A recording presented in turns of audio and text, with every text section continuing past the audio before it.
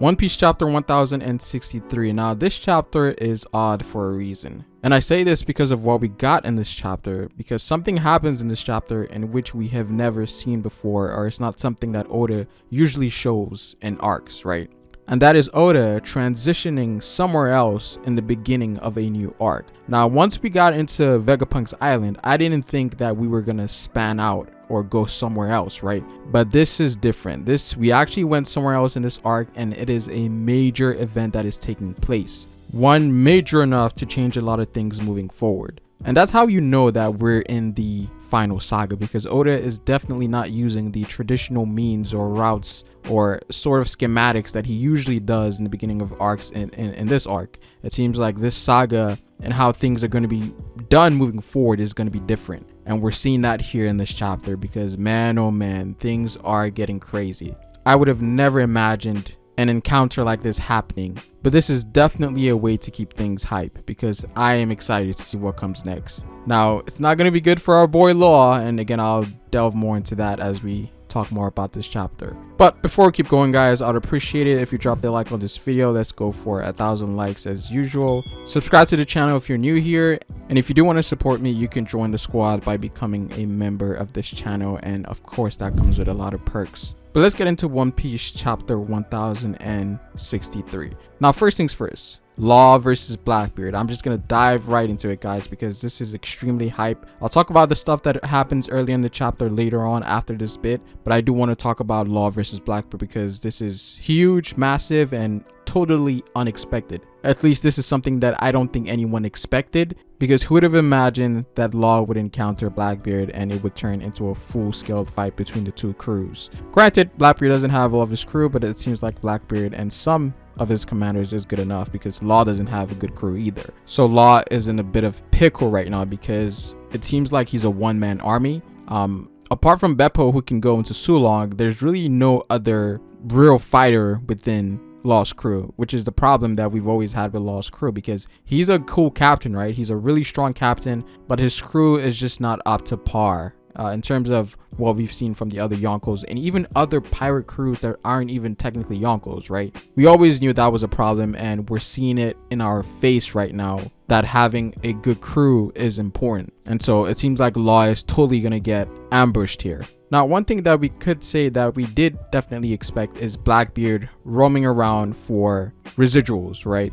In which some big event happens and then he goes after said event is over as a way to take advantage of the situation. And that's what we're seeing here with Blackbeard and Law, right? This also happened in Marineford with him coming at the end, taking advantage of the situation and getting 2 Devil Fruit abilities. We're seeing that Blackbeard is a very schemy individual who takes advantage in any situation that is favorable for him. Of course, Big Mom and Kaido going down here is definitely the right time for him to make his move. And he even states that he was waiting for one of them to show up. He just didn't know which one would show up. And unfortunately, that happens to be Law, because he's definitely unqualified to fight Blackbeard as of right now. Even though Law is a very strong fighter, individually fighting a Yonko is not where he's at in strength. Granted, I think Blackbeard seems to be the weakest Yonko as of right now because of several things like portrayal and bounty, but he's still a Yonko. I think at this point in time, the only person that could probably beat Blackbeard would be Luffy, but even then I think Luffy loses, just because this guy has a lot of counters. Like that Darkness Fruit and the Quake Fruit, it's like a perfect counter for Luffy at this point, right? If he takes away Luffy's powers, that would be a major downgrade for Luffy, right? Even though Luffy's Haki game is top tier as of right now, but I don't think it's enough to take down a Yonko. Luffy needs both his Devil Fruit and his Haki to be on that Yonko tier. But as of right now, it seems like Blackbeard is just on a hunting scheme, because we saw him in the previous chapter and we're seeing him now. It seems like he's going around certain places to get the advantage because of Big Mom and Kaido going down. So it makes a lot of sense that he's very active at this point in time, because this is the best time to make a move, because the world and the balance of powers is out of order right now. So it makes a lot of sense here. So it would seem that Blackbeard is here for one of the road poneglyphs that Law got from Big Mom and Kaido. So technically Law should have 2 in his possession, maybe 3. because we do know that he has the one from Wano, and he may have the one from Zou as well, because he was with Zou with in Zou with the Straw Hats. So as of right now, Law has 2 Road Poneglyphs. So this would be a massive boost if Blackbeard does win here, which I do think he's gonna win, but I don't think Law's gonna die, even though Law's Devil Fruit might be something Blackbeard might be interested in. I do also want to mention that we do also see the powers of his crewmates here, and it seems like they all have Devil Fruit abilities at this point in time. Burgess, who had no Devil Fruit in Dressrosa, currently has one, and Burgess seems to have the buff fruit, and it makes him immensely powerful to the point where he can pick up mountains and toss them, right? So this is a very powerful Devil Fruit, and it makes sense for Burgess's fighting style. So he must have gotten it sometime post Dressrosa, right? We do also get to see Van Ogre here, in which a lot of people thought that he was the one in the cover pages, but I think this may confirm that the person with Aokiji on the cover pages is either Shiryu or the 10th Titanic captain that we haven't seen yet. So we know for sure that is in Van Ogre now. But here it is revealed that Van Ogre has the Warp fruit, which allows him to teleport others and possibly himself as well. We don't know the extent of these fruits that these guys have at this point in time, but it seems like they're extremely OP and very utility based. Makes a lot of sense given that this is a Devil Fruit Hunter crew, right? So it makes a lot of sense that their abilities would be insane as well. And it feels like Oda is setting up a Devil Fruit versus Haki thing with maybe Blackbeard and Shanks, where, you know, Shanks has the ultimate Devil Fruit abilities, and then Shanks's crew is the best Haki users in the verse. So we're going to see these 2 crews clash eventually. It might give us some perspective as to which form of power is better. Now, even though Haki seems to be the top of its game right now with Advanced Conquerors, Advanced Observation, Future Sight, all of that stuff, there are still some top tier Devil Fruits out there that Haki can never replicate. It's a weird scope because Haki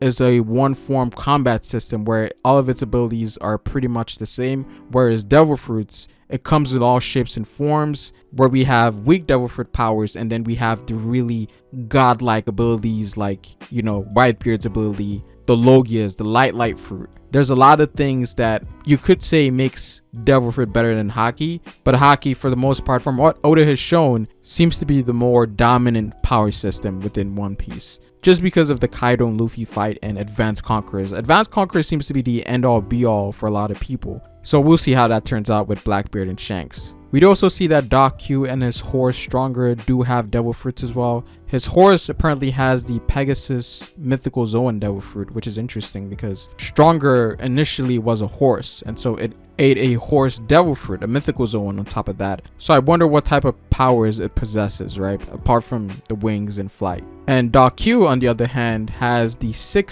Fruit, and this is a very interesting fruit because it seems to be following the idea of being sick of a specific type of illness that Doc Q creates. And it could essentially be anything, because in this chapter, he essentially gives the Heart Pirates the sickness of transformation, in which he was able to turn the Heart Pirates into girls, right? And more than likely, he has other different sicknesses that he can inflict on people. But this shows that this Devil Fruit is very, very versatile, because he can come up with any sort of disease that he wants and he can just inflict them on you. So that's actually broken when you think about it. This is a very powerful Devil Fruit in terms of utility anyways. Now, they were able to counter it due to Law, because apparently Law states here that Devil Fruit powers can be countered if a great deal of Haki is used. And this is something that he learned from fighting Big Mom and Kaido. And this is something that we already knew, because when Law couldn't move Big Mom and Kaido, we knew that Haki had to play a role there, in which, you know, Law states that because their Haki is too strong, he couldn't move them. So we already were of the idea that Haki plays a role in countering some Devil Fruits. Now, I'm not going to say all Devil Fruits. I feel like this is particularly pertaining to effect-based Devil Fruits, right? In which a Devil Fruit has a set effect, but set effect can be countered with Haki. And I think this is mostly pertaining to those Hacks Devil Fruits, right? So we see that Law was able to counter the effects of Doc Q's Devil Fruit ability here. And I think it makes a lot of sense, because both Devil Fruit and Haki are spiritual abilities. So in some way, shape, or form, these abilities can interact with each other. Now, there are some Devil Fruits out there that do transcend Haki, like Magellan's Poison. Like, if you get poisoned by Magellan, I think it's game over at that point. I don't think any form of Haki can save you. And I'm pretty sure there's a bunch of abilities out there in which, regardless of the amount of haki you use, it's not going to work. But I am definitely interested to see where this is going with Blackbeard and Law. Obviously, I think Law is going to lose here and have his poneglyph stolen to sort of progress Blackbeard into the limelight once again. But I don't think Law is dying, and I think it might be interrupted in some way, shape, or form, because that seems to be the theme with Blackbeard right now, where he seems to be chasing after something, but someone always gets in the way. When he went for Boa Hancock, not only did the Pacifista show up, the Seraphims, but also Rayleigh came into play. So we might see a big player come into play in this battle as well, an outside force. So definitely looking forward to that. Now I do also want to mention that in the cover page we get to see that Aokiji essentially no divs Cracker as we see him iced out, and it seems like Pudding has been captured. So it seems like the Blackbeard pirates are looking for their own Robin, and so essentially Pudding is going to be Blackbeard's Robin, if that makes sense. So we're seeing that the Blackbeard pirates as of right now are very, very active. But it also makes you think about a certain individual with red hair. What is Shanks doing right now? Because I feel like Shanks, whenever the balance of powers is interrupted and there's a huge change in the world,